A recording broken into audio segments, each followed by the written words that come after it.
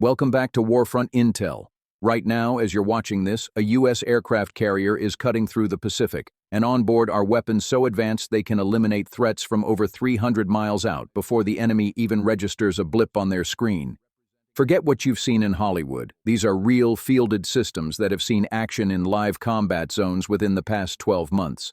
At Warfront Intel, we dig into the weapons, tactics, and technology that most channels won't touch. And today we're breaking down 5 weapons so devastating they've fundamentally rewritten the rules of naval warfare. China's military planners have studied them, Russia's admirals have briefed on them, and neither has an answer. Here's what keeps them up at night. U.S. aircraft carriers have always been the centerpiece of American military dominance, but their true power isn't the flight deck or the nuclear reactors humming below. It's what's sitting in their weapons bays and strapped to the wings of every jet on deck. The pace of advancement in the last 2 years has been staggering. Capabilities we considered futuristic 5 years ago are now obsolete. In 2025, the Navy quietly rolled out weapons that the general public has no idea exist. These aren't prototypes. They're not sitting in some test facility. They are loaded, armed, and ready, mounted on fighters parked on carrier decks in the South China Sea, the Mediterranean, and the Red Sea. These 5 weapons represent the most concentrated killing power ever placed on a mobile military platform, and every one of them exists for a single purpose: to ensure no adversary on Earth can close the gap. If you believe America still fields the most powerful military on the planet, drop "proud" in the comments. Here at Warfront Intel, we never forget the men and women standing watch right now, and neither should you.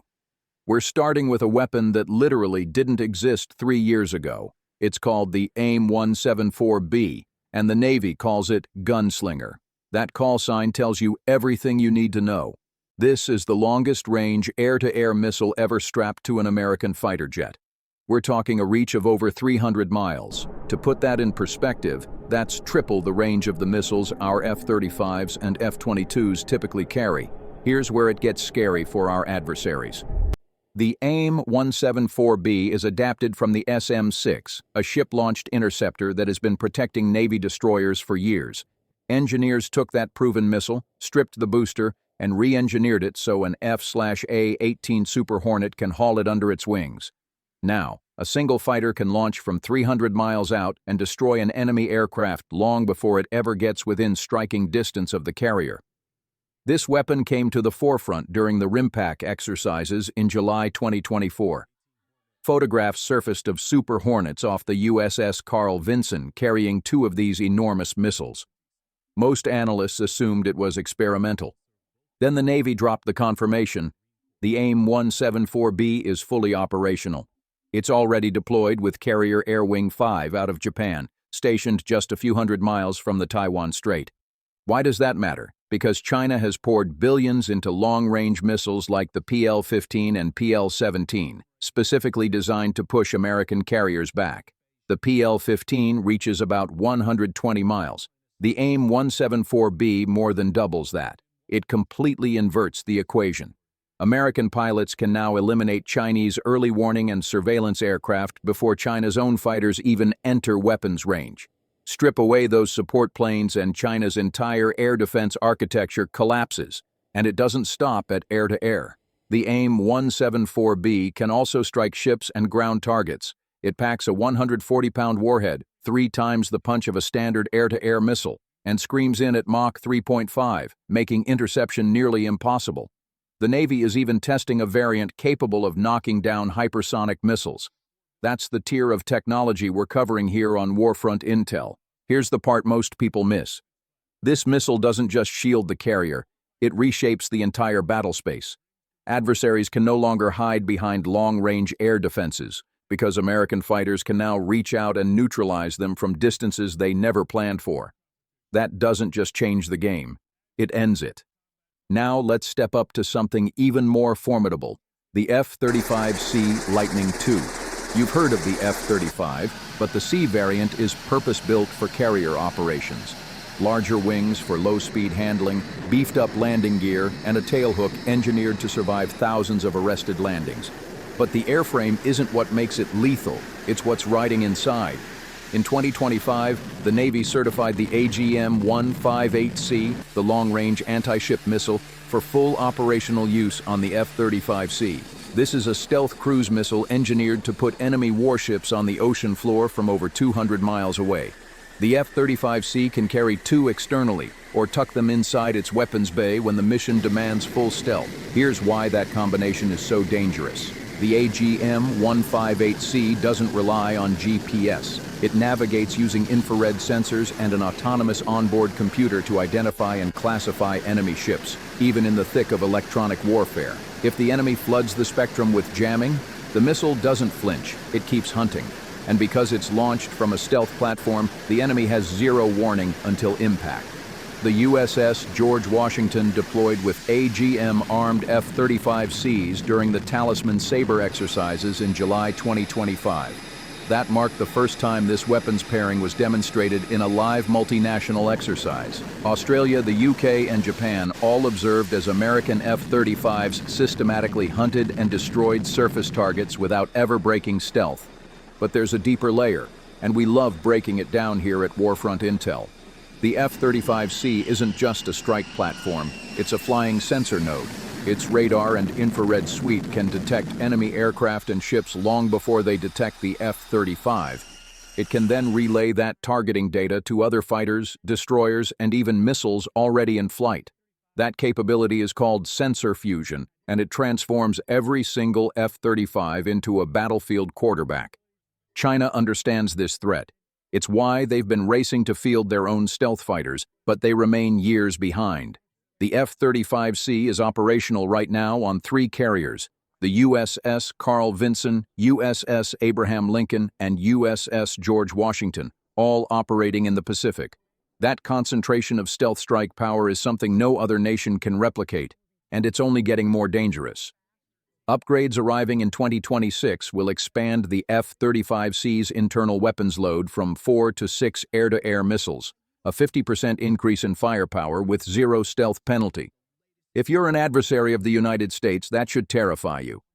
Before we go further, if you're new to Warfront Intel, take 1 second and hit that subscribe button.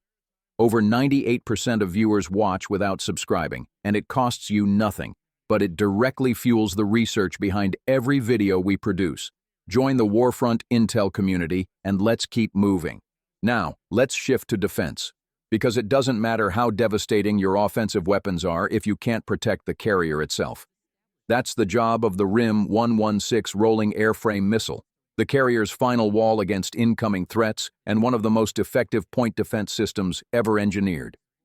Every U.S. aircraft carrier, from the veteran Nimitz class to the cutting-edge Gerald R. Ford, carries at least 2 Mk-49 launchers.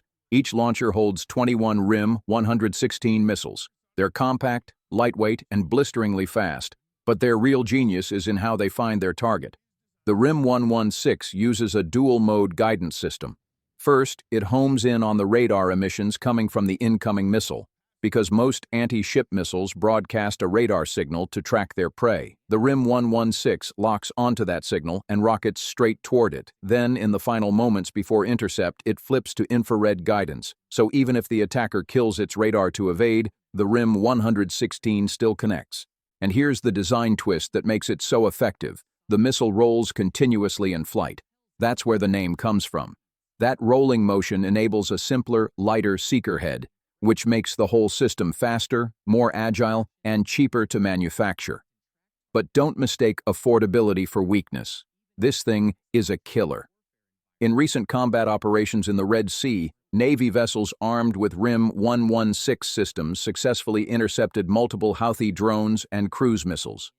The USS Abraham Lincoln fired these missiles in the Pacific during live-fire drills just last year. They perform, and they perform consistently. But the carrier doesn't rely on the RIM-116 alone. Behind it sits the Phalanx Close-In Weapon System, a radar-guided Gatling gun spitting 20mm rounds at 4,500 rounds per minute. If anything slips past the RIM-116, the Phalanx tears it apart.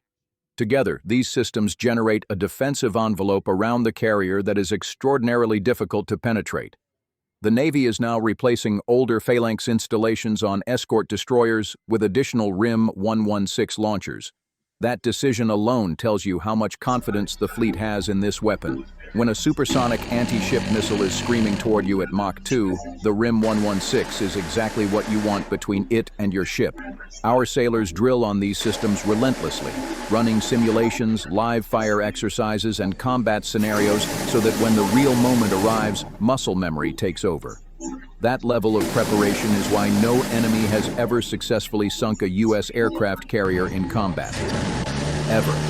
Next is a weapon that flies under the radar, figuratively speaking, but is absolutely vital to carrier defense. The Evolved Sea Sparrow Missile, or ESSM Block II. This is a medium-range interceptor built to engage threats that are still too far out for the RIM-116 but closing fast. The ESSM Block II reaches out to about 30 miles and can engage virtually anything. Cruise missiles, manned aircraft, drone swarms, you name it.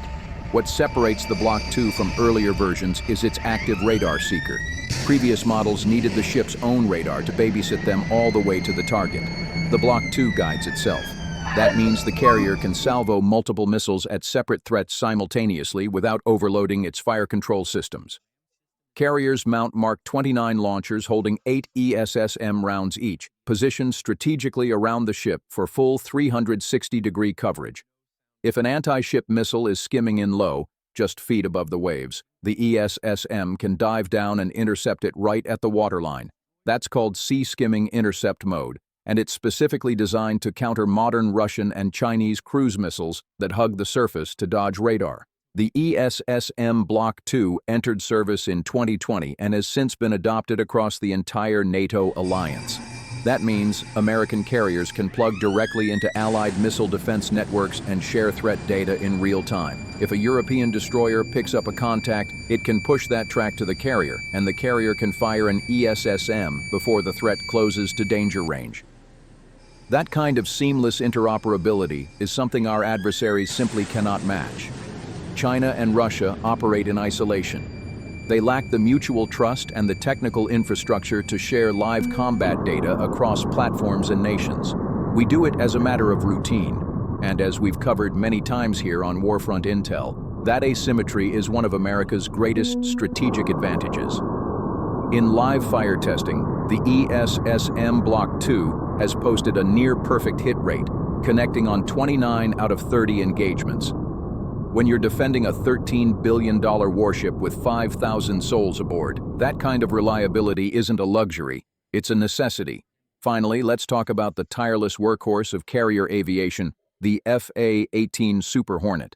This jet has been the spine of Navy air power for over 2 decades, but the Block III variant flying today bears almost no resemblance to the aircraft that first rolled off the line in the early 2000s. It's been rebuilt from the cockpit out with technology that goes toe-to-toe with fifth-generation fighters. The Block III features a redesigned advanced cockpit display, upgraded AESA radar, conformal fuel tanks for extended range, and a meaningfully reduced radar signature. But the real lethality is in its loadout. Beyond the AIM-174B we already covered, the Super Hornet carries AIM-120D AMRAAM missiles, AIM-9X Sidewinders, and the Joint Strike Missile. The AIM-120D reaches past 100 miles and uses an advanced data link to receive mid-course targeting updates in flight. The AIM-9X is the most agile air-to-air missile on the planet, capable of pulling turns that would shred an airframe and tracking targets that are literally behind the launching aircraft.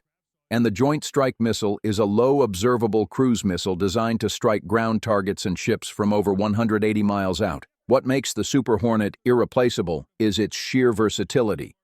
It can dogfight, provide close air support, conduct electronic attack missions, and even serve as an aerial refueling tanker. Some Super Hornets are configured purely as gas stations in the sky, extending the combat radius of F-35s and fellow Hornets so they can fly farther and fight longer. In 2025, the Navy took delivery of 191 new F-35s, but the Super Hornet isn't going anywhere. The Navy plans to fly upgraded Block III models well into the 2040s. The reason is simple: they work. They're battle-proven, mechanically reliable, and beloved by the pilots who fly them. During recent Red Sea operations, Super Hornets from the USS Dwight D. Eisenhower logged over 15,000 combat hours without a single aircraft lost.